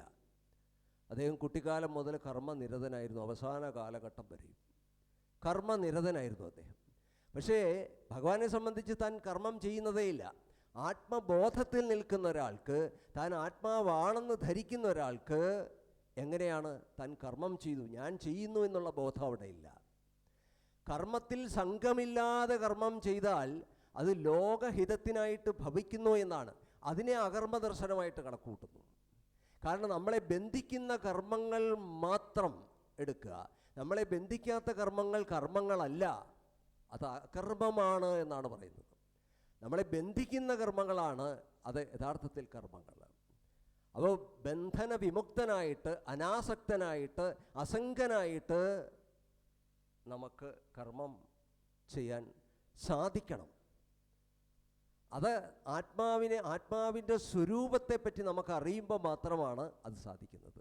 ആത്മാവിൻ്റെ സ്വരൂപം എന്താണ്, അതാണ് കർമ്മത്തിൻ്റെ സ്വരൂപം എന്താണ്, അകർമ്മത്തിൻ്റെ സ്വരൂപം എന്താണ്, വികർമ്മത്തിൻ്റെ സ്വരൂപം എന്താണ്, ഇതെല്ലാം നമ്മൾ ശരിക്കും തിരിച്ചറിഞ്ഞാൽ മാത്രമേ നമുക്ക് ഈ കർമ്മബന്ധനങ്ങളിൽ നിന്ന് മോചനം നേടാൻ സാധിക്കുകയുള്ളൂ. എന്തുകൊണ്ട് നമ്മൾ പലപ്പോഴും ഞാൻ ചെയ്യുന്നു എന്നുള്ള ബോധം നമ്മളിൽ വരുന്നത് എന്തുകൊണ്ടാണ്? അധ്യാരോപം കൊണ്ട്. ഒരു മുത്തുച്ചിപ്പി കാണുമ്പോൾ ആ മുത്തുച്ചിപ്പിയിൽ നമ്മൾ ചിലപ്പോൾ വെള്ളിയായിരിക്കും കാണുന്നത്. മുത്തുച്ചിപ്പിയിൽ നമ്മൾ വെള്ളിയെ കാണുന്നു. സത്യത്തിൽ അത് നമ്മൾ ആരോപിക്കുകയാണ്, അതിൽ അധ്യാരോപം ചെയ്യുകയാണ്. മുത്തുച്ചിപ്പിയാണ്, അതിൽ വെള്ളി നമ്മൾ കാണുകയാണ്. അതുപോലെ വിപരീത ദർശനം നമുക്ക് ഉണ്ടാകുകയാണ് പലപ്പോഴും. ലോകത്തിൽ നമ്മൾ സത്യം ദർശിക്കുന്നില്ല. സത്യദർശികളാണെങ്കിലോ തൻ്റെ ആത്മാവിൻ്റെ സത്യസ്ഥിതി അറിഞ്ഞവരാണ്. അതുകൊണ്ട് അവർ ആ നിശ്ചലമായ അവസ്ഥയും തൂഷ്ണീഭാവത്തെ അവർ അറിയുന്നു. അതുപോലെ തന്നെ മനസ്സിൻ്റെ ബുദ്ധിയുടെ താതാമ്യം കൊണ്ടുണ്ടാകുന്ന കർമ്മങ്ങളെയും അവർ അറിയുന്നു. അവർക്ക് നിസ്സംഗനായിട്ട് അല്ലെ അസംഗനായിട്ട് ലോകത്ത് പ്രവർത്തിക്കുവാൻ സാധിക്കുന്നു. അതുകൊണ്ട് മഹാത്മാക്കളുടെ കർമ്മങ്ങളിൽ സത്യദർശികളുടെ അവരുടെ കർമ്മങ്ങളൊന്നും കർമ്മങ്ങളായിട്ട് ആരും കണക്കൂട്ടുന്നില്ല. അത് അകർമ്മമാണ് എന്ന് ശാസ്ത്രങ്ങൾ തന്നെ നമ്മളോട് പറയുന്നു. അപ്പോൾ ആ ഒരു ബോധം ആണ് നമുക്ക് ഒട്ടലില്ലാതെ കർമ്മങ്ങൾ ചെയ്യാൻ സാധിക്കണം. അപ്പോൾ ഇത് നമ്മൾ തിരിച്ചറിയണം. ആത്മാവിൻ്റെ ആ സ്വഭാവം എന്താണ്? താൻ ആത്മസ്വരൂപമാണെന്ന് നമ്മൾ തിരിച്ചറിയണം.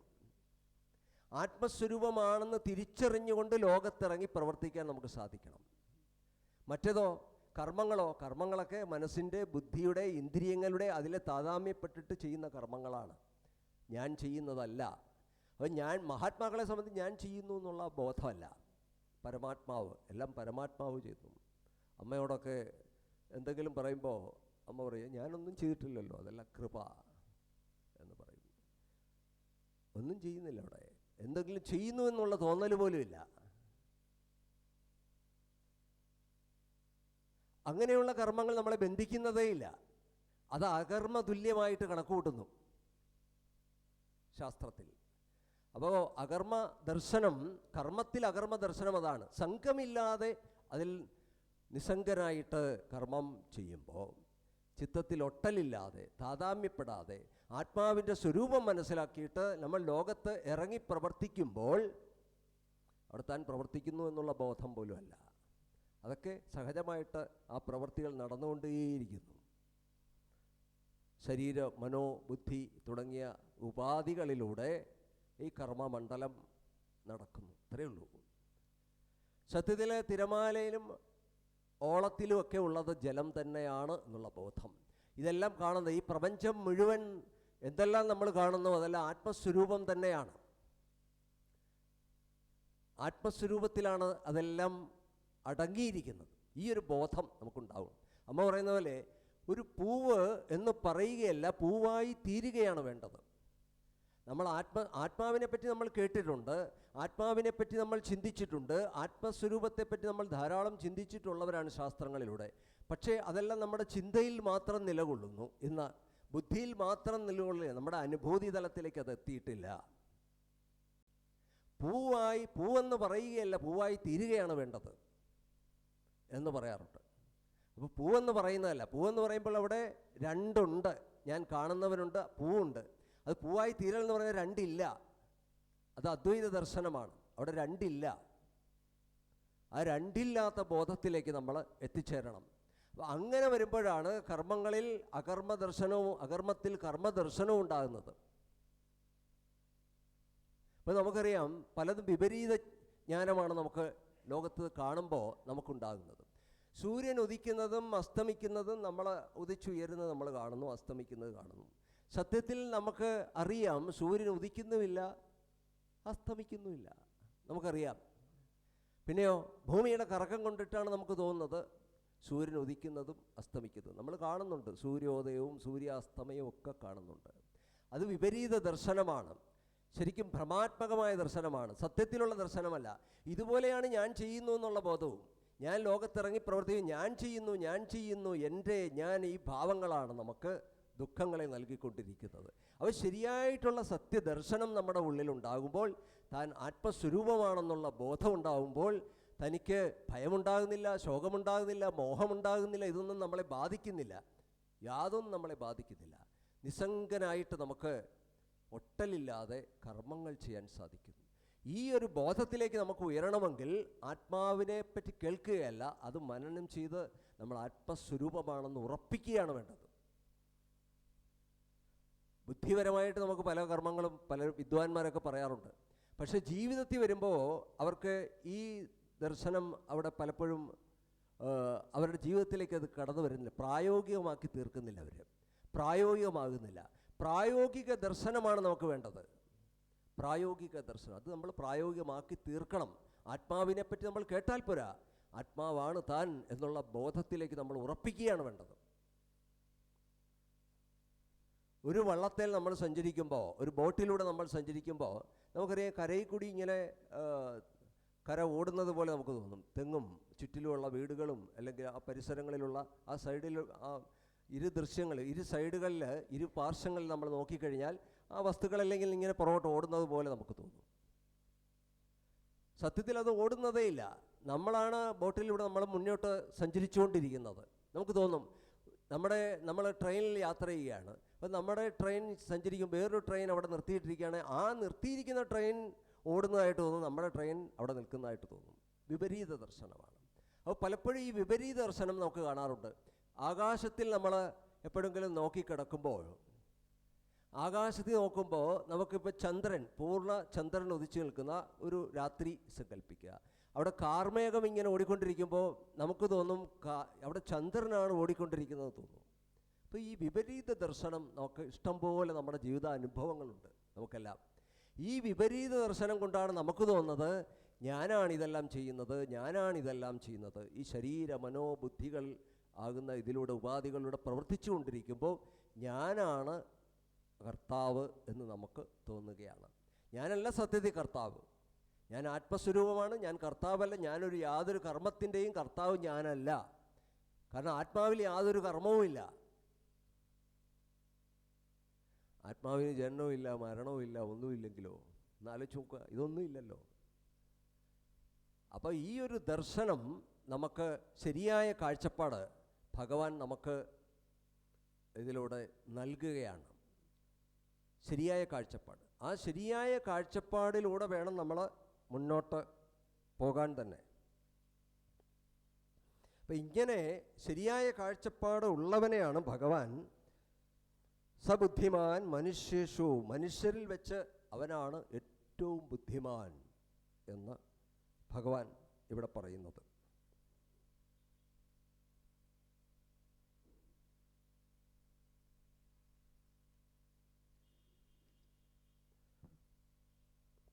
ഞാൻ ഒരു ഭാഗവതത്തിലൊരു ചെറിയൊരു കഥ, ഒരു സന്ദർഭം ഓർത്തു പോവുകയാണ് ഈ സമയത്ത്. ഗോപികമാർ യമുനയിലിങ്ങനെ നദി വളരെയധികം ജലം പ്രവഹിച്ചുകൊണ്ടിരിക്കുന്ന സമയം ഗോപികമാർക്ക് ഈ യമുനാ നദി കടക്കാൻ സാധിക്കുന്നില്ല. ഒഴുക്ക് അത്ര ശക്തമാണ്. അപ്പോൾ അവർക്ക് ഈ സാധനങ്ങൾ കൊണ്ടുപോയിട്ട് അക്കരെ കൊണ്ടുപോയി വിൽക്കണം.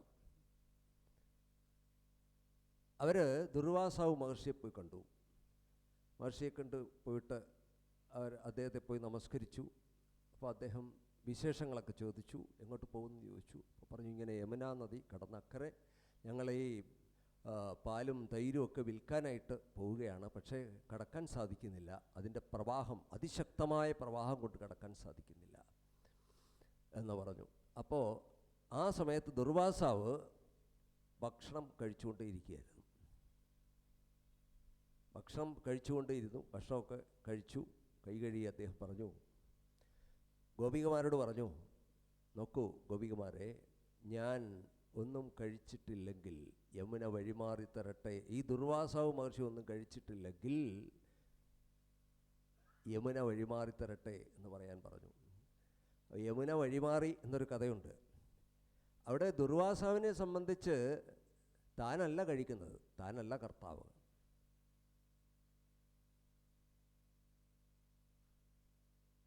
നമുക്കറിയാം ശരീരത്തിൻ്റെ കർമ്മങ്ങൾ, കർമ്മം നമുക്ക് ശരീരത്തിൽ കാണാം. ശരീരത്തിൽ ജനിയും മൃതിയും ഒക്കെ ശരീരത്തിൻ്റേതാണ്. പ്രാണനിലെ കർമ്മങ്ങൾ കാണാം. വിശപ്പ്, ദാഹമൊക്കെ പ്രാണൻ്റെ കർമ്മങ്ങളാണ്. മനസ്സിൽ ശോകം, മോഹം, ദുഃഖം, അതേപോലെ സുഖം, ഇതെല്ലാം മനസ്സിൻ്റെ തലത്തിലാണ്, മനോമയ ലോകത്തിലാണ് നമുക്ക് കാണാൻ സാധിക്കുന്നത്. അതുപോലെ സംശയഭാവങ്ങൾ, ഇതെല്ലാം മനസ്സിൻ്റെ കോശത്തിലാണ് നമുക്ക് കാണാൻ സാധിക്കുന്നത്. അതുപോലെ നിശ്ചയാത്മകമായ ബുദ്ധി, വേണമോ വേണ്ടയോ എന്നൊക്കെ തീരുമാനിക്കാനുള്ള ബുദ്ധി, അത് വിജ്ഞാനമയ കോശത്തിലാണ് കാണുന്നത്. ഇവിടൊക്കെ ഈ കർമ്മങ്ങൾ ഇതെല്ലാം നടക്കുന്നത് ഇതിലൂടെയാണ്. ശരീരത്തിൻ്റെയും പ്രാണൻ്റെയും മനസ്സിൻ്റെയും എല്ലാം ആണ് ഈ കർമ്മങ്ങളെല്ലാം നടന്നു കാണുന്നത്. ആത്മാവിലല്ലത്. അതൊന്നും ആത്മാവിൻ്റേതല്ല. ആത്മാവിന് അതുമായിട്ടൊന്നും ബന്ധമില്ല. എന്നാൽ ആരോട് ചോദിച്ചു? അമ്മയോട്. ജീവൻ എന്ന് പറയുന്നത് ശരീരം വെടിയുമ്പോൾ ആ ആത്മാവ് എങ്ങോട്ട് പോകുന്നു എന്ന് ചോദിച്ചു. ഈ ഒരു ബൾബ് ഫ്യൂസായാൽ ആ ഇലക്ട്രിസിറ്റി എങ്ങോട്ട് പോകുന്നു എന്നമ്മ തിരിച്ചു ചോദിച്ചു. ബൾബ് ഫ്യൂസായാൽ അത് ഫ്യൂസായി എന്ന് വിചാരിക്കുക. ആ ഫ്യൂസായി കഴിഞ്ഞാൽ ഇലക്ട്രിസിറ്റി അവിടെ ഉണ്ട്. ആ ഉപകരണമാണ് ഫ്യൂസായത്. ഇലക്ട്രിസിറ്റി അവിടെ തന്നെ ഉണ്ട്. അതുപോലെ ആത്മാവ് എങ്ങും നിറഞ്ഞു നിൽക്കുകയാണ്. ഒരു ഉദാഹരണമാണ്. ആത്മാവ് എങ്ങും നിറഞ്ഞു നിൽക്കുകയാണ്. ആ ഉപാധി മാത്രമാണ് അവിടെ മാറിയത്. ഉപാധിയാണ് മാറിയത്, അല്ലാണ്ട് ആത്മാവല്ല. ആത്മാവ് എങ്ങും നിറഞ്ഞു നിന്നുകൊണ്ട്, നമുക്കറിയാം, നമ്മളൊരു സിനിമാ തിയേറ്ററിൽ ഇരിക്കുകയാണ്. സിനിമാ തിയേറ്ററിൽ ഇരിക്കുമ്പോൾ ആ സിനിമ നമ്മൾ കണ്ടുകൊണ്ടിരിക്കുമ്പോൾ, അതിനകത്ത് ചലച്ചിത്രം നമ്മൾ കണ്ടുകൊണ്ടിരിക്കുമ്പോൾ അതിൽ വെളിച്ചവും നിഴലും കൂടിയുള്ള ആ മിശ്രിത ഭാവം ആ സ്ക്രീനിലേക്ക് കടത്തിവിടുമ്പോൾ ധാരാളം നമുക്ക് ജീവിതങ്ങൾ അതിലേക്ക് കാണാൻ സാധിക്കുന്നു. 1.5 മണിക്കൂർ കൊണ്ട് പല ജീവിതങ്ങളും അതിലൂടെ കടന്നു വരുന്നു, പോകുന്നു, എല്ലാം നമുക്ക് കാണുന്നു. അവിടെ നമുക്കറിയാം നിശ്ചലമായ ഒരു സ്ക്രീൻ അവിടെ ഉണ്ടായിരുന്നു എന്ന് നമ്മൾ അറിയുന്നു. അതുപോലെ ആ നിശ്ചല ഭാവം, ഈ ആത്മാവിൻ്റെ സാന്നിധ്യം കൊണ്ടാണ് ഈ കർമ്മങ്ങളെല്ലാം നടന്നുകൊണ്ടിരിക്കുന്നത്.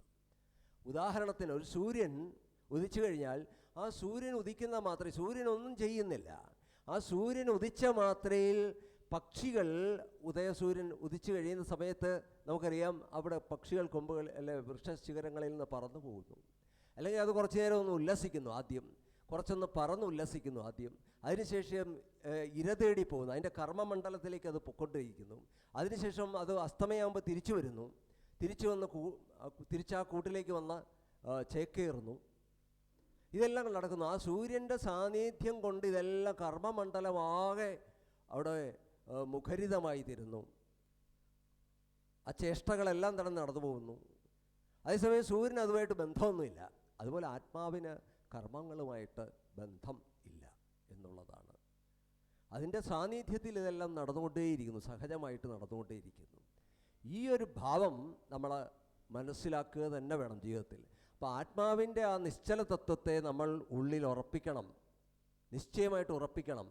ആ നിശ്ചയമായിട്ട് നമ്മൾ ആഴത്തിൽ പല പ്രാവശ്യം നമ്മളിത് കേൾക്കേണ്ടി വരുന്നു, പലരിൽ നിന്ന് കേൾക്കേണ്ടി വരുന്നു, പലതും നമ്മൾ പഠിക്കേണ്ടി വരുന്നു. ശാസ്ത്രങ്ങളിലൂടെ, ഗുരുക്കന്മാരിലൂടെ ഇത് നമ്മൾ ആവർത്തിച്ച് എത്ര പ്രാവശ്യം ആവർത്തിച്ചാലും കുഴപ്പമില്ല. അത് ഉള്ളിൽ ഉറയ്ക്കുന്നത് വരെ നമുക്കിത് വീണ്ടും വീണ്ടും ഈ ഒരു ബോധത്തെ നമ്മൾ അനുസന്ധാനം ചെയ്യേണ്ടി വരുന്നു. വളരെ വിദ്വാൻ വളരെ വർഷങ്ങളോളം അദ്വൈത ക്ലാസ്സിലും വേദാന്ത ക്ലാസ്സിലും ഒക്കെ ഇരുന്നിട്ട് മകൻ മരിച്ച സമയത്ത് വാവിട്ട് നിലവിളിച്ച് സംഭവം ഉണ്ട്. അയാൾക്ക് ദുഃഖം താങ്ങാൻ പറ്റിയില്ല. ദുഃഖം വരാം, മനുഷ്യനാണ്, സ്വാഭാവികമായിട്ട് ദുഃഖം വരാം. പക്ഷെ ദുഃഖം നമുക്ക് മറക്കാൻ സാധിക്കണം. ഒരു വെള്ളത്തിലെ വര പോലെ ആയിരിക്കണം. വെള്ളത്തിലൊരു വര വരച്ചു കഴിഞ്ഞാൽ ആ കൈ ഇങ്ങനെ എടുക്കുമ്പോഴത്തേക്ക് ആ വര അങ്ങ് മാറിക്കഴിയും. അതുപോലെ നമ്മളെ ബാധിക്കാൻ പാടില്ല. ദുഃഖം ഉണ്ടാകട്ടെ, പോട്ടെ, ദുഃഖം വരികയും പോവുകയും ചെയ്തിട്ടെ. അതിനെ സാക്ഷിഭാവത്തിൽ നമുക്ക് കാണാൻ സാധിക്കണം. ദുഃഖിക്കില്ല എന്നല്ല അർത്ഥം, അവിടെ അനുശോചിക്കുന്നില്ല എന്നാണ് പറയുന്നത്. ദുഃഖത്തെ തുടർന്ന് ദുഃഖിക്കുന്നില്ല എന്നുള്ളതാണ്. ദുഃഖം വന്നു കഴിഞ്ഞാൽ ദുഃഖത്തെ തുടർന്ന് നമ്മൾ ചിന്തിച്ച് ദുഃഖിച്ചുകൊണ്ടേയിരിക്കുന്നു. ഇത് മനുഷ്യൻ്റെ ഒരു സ്വഭാവമാണ്. ചിന്മയാനന്ദ സ്വാമിജി ഒരിക്കൽ പറഞ്ഞു, പണ്ട് ഒരു സ്ത്രീ, അവരുടെ കുട്ടി വളരെ വർഷങ്ങൾക്ക് മുമ്പ് മരിച്ചുപോയത്, ഒരു കുട്ടി, അവർക്ക് 3-4 കുട്ടികളുണ്ട്, അതിലൊരു കുട്ടി മരിച്ചുപോയി വളരെ ചെറുപ്പത്തിൽ. വളരെ വർഷങ്ങൾക്ക് ശേഷം 10-30 വർഷത്തിന് ശേഷവും കാണുമ്പോൾ അവരതിനെപ്പറ്റി ചിന്തിച്ചുകൊണ്ട് അത് തന്നെ ചിന്തിച്ചുകൊണ്ടേയിരിക്കുകയായിരുന്നു, അത് തന്നെ പറഞ്ഞുകൊണ്ടേയിരിക്കുകയായിരുന്നു. ആ ദുഃഖത്തിൽ അവർ കഴിയുകയായിരുന്നു, ആ കുട്ടിയുടെ ചിന്തയിൽ അവരിയ്ക്കുകയായിരുന്നു. ഇത്രയും വർഷങ്ങൾ കഴിഞ്ഞിട്ടും അതിനെ മറക്കാൻ സാധിക്കുന്നില്ല അവർക്ക്. മനുഷ്യനെങ്ങനെയാണ്? അത് ആസക്തിയാണ്, അത് ഒട്ടലാണ്. നമ്മൾ മഹാത്മാവിൻ്റെ ചിത്തമെന്ന് പറയുന്ന ഒരു കണ്ണാടി പോലെയാണ്. ആ കണ്ണാടിയുടെ മുമ്പിൽ നമ്മൾ ഗോഷ്ഠി കാണിച്ചാൽ അതും ഗോഷ്ഠി കാണിക്കും, ആ പ്രതിബിംബം ഗോഷ്ഠി കാണിക്കും. പക്ഷെ കണ്ണാടിയെ അതൊന്നും ബാധിക്കുന്നില്ല. അമ്മ പറയുന്ന പോലെ കണ്ണാടിയുടെയും ക്യാമറയുടെയും ഉദാഹരണം പറയാറുണ്ട്. നമ്മുടെ സാധാരണക്കാരൻ്റെ മനുഷ്യ മനസ്സ്, ആ മനസ്സെന്ന് പറയുന്ന ക്യാമറ പോലെയാണ്, പിടിച്ചെടുക്കുന്നു. എന്നാൽ ഒരു മഹാത്മാവിൻ്റെ ചിത്തമെന്ന് പറയുന്നത് ഒരു കണ്ണാടി പോലെ, ഒരു മിറർ പോലെയാണ്. അതിൽ ചിരിച്ചു കാണിച്ചാൽ ചിരിച്ചു കാണിക്കുന്നു, കരഞ്ഞു കാണിച്ചാൽ കരഞ്ഞു കാണിക്കുന്നു. പക്ഷേ ഈ കണ്ണാടിയെ അത് ബന്ധിക്കുന്നില്ല, കണ്ണാടി അത് പിടിച്ചു വയ്ക്കുന്നില്ല. ഇതുപോലെയാണ് ഒരു മഹാത്മാവിൻ്റെ ചിത്തം എന്ന്. അപ്പോൾ ഈ ചിത്തമാണ് നമുക്ക് നേടിയെടുക്കേണ്ടത്. ഈ ചിത്തം ശരിയായിട്ടുള്ള സൂക്ഷ്മജ്ഞാനത്തിലൂടെ, ശാസ്ത്രജ്ഞാനത്തിലൂടെ നമുക്ക് ലഭ്യമാവുകയുള്ളൂ.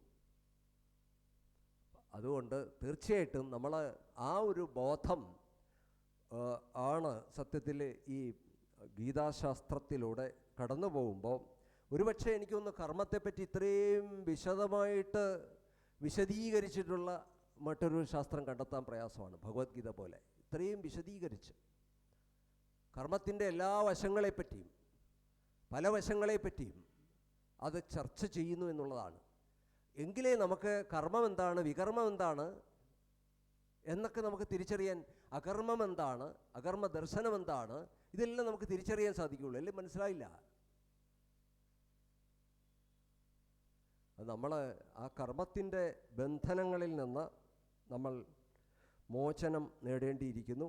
അതുകൊണ്ട് തന്നെയാണ് ഭഗവാൻ ഇവിടെ വിശദമായിട്ട് ഈ ജ്ഞാനകർമ്മ സന്യാസ യോഗത്തിലൂടെ അർജുനനെ നിമിത്തമാക്കിക്കൊണ്ട് ഈ ലോകത്തിന് മുഴുവൻ ഈ മഹത്തായ ദർശനം നൽകിയത്.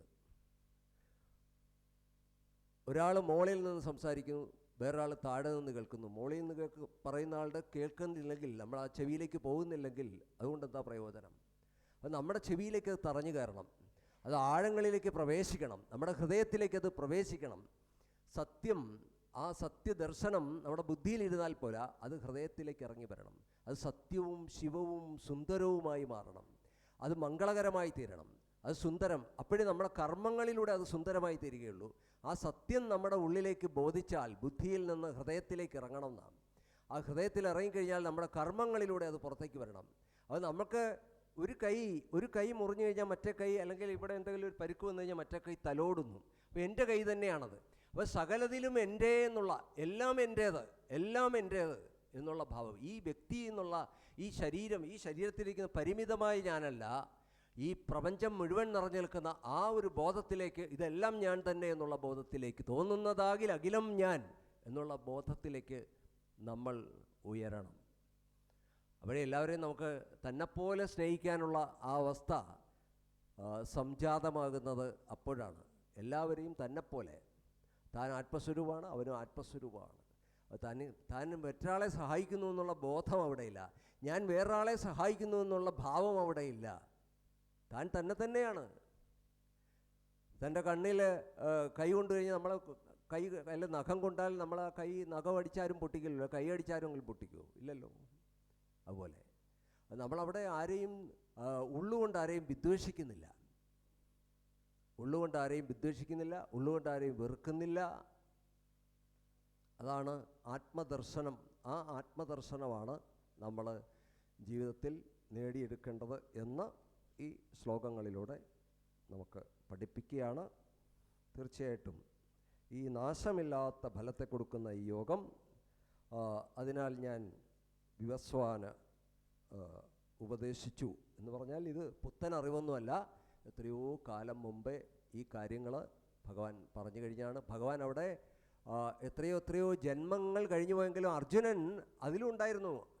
ഭഗവാൻ പറയും, നീയും ഞാനും അപ്പോഴും ഉണ്ടായിരുന്നു, നിനക്കിപ്പോഴും അതൊന്നും അറിയുന്നില്ല, ആ ജന്മങ്ങളെപ്പറ്റി നീ അറിയുന്നില്ല, ഞാനതെല്ലാം അറിയുന്നു എന്നുള്ളതാണ്. അപ്പോൾ ആ നിശ്ചല ഭാവത്തിൽ നിന്നുകൊണ്ട് ഭഗവാൻ ഇതെല്ലാം അറിയുന്നു, ജന്മങ്ങളുടെ പരമ്പര തന്നെ അറിയുന്നു, വേറൊരാൾ അറിയുന്നതേ ഇല്ല. അജ്ഞാനത്തിൻ്റെ ദശയിൽ നിന്ന് ജന്മങ്ങളെപ്പറ്റിയോ കർമ്മങ്ങളെപ്പറ്റിയോ അതിൻ്റെ സ്വഭാവത്തെപ്പറ്റിയോ ഒന്നും തന്നെ അറിയുന്നില്ല. ഇതാണ് നമ്മുടെ സ്ഥിതി. നമ്മൾ ജന്മങ്ങളെപ്പറ്റി അറിയുന്നില്ല, നമ്മുടെ കർമ്മങ്ങളുടെ നിഗൂഢ വശങ്ങൾ അറിയുന്നില്ല, അതിൻ്റെ കർമ്മഫലങ്ങളെപ്പറ്റി അറിയുന്നില്ല, എന്താണ് സംഭവിക്കുന്നതെന്ന് അറിയുന്നില്ല. അങ്ങനെ അജ്ഞതയിൽ മൂടിയ, ഇരുട്ടിൽ മൂടിയ ഒരു ജീവിതത്തിലാണ് നമ്മൾ പോയിക്കൊണ്ടിരിക്കുന്നത്. അന്ധകാരത്തിലൂടെയുള്ള ഒരു യാത്രയിലാണ് ഭഗവാൻ ഈ വെളിച്ചം നമുക്ക് നൽകുന്നത്.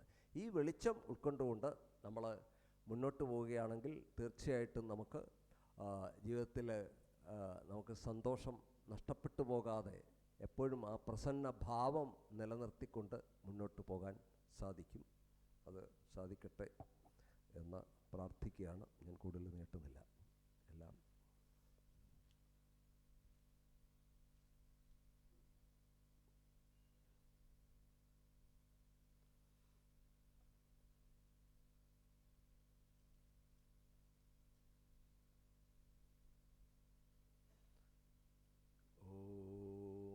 ലോകാഃ സമസ്താഃ സുഖിനോ ഭവന്തു. ലോകാഃ സമസ്താഃ സുഖിനോ ഭവന്തു. ലോകാഃ സമസ്താഃ സുഖിനോ ഭവന്തു.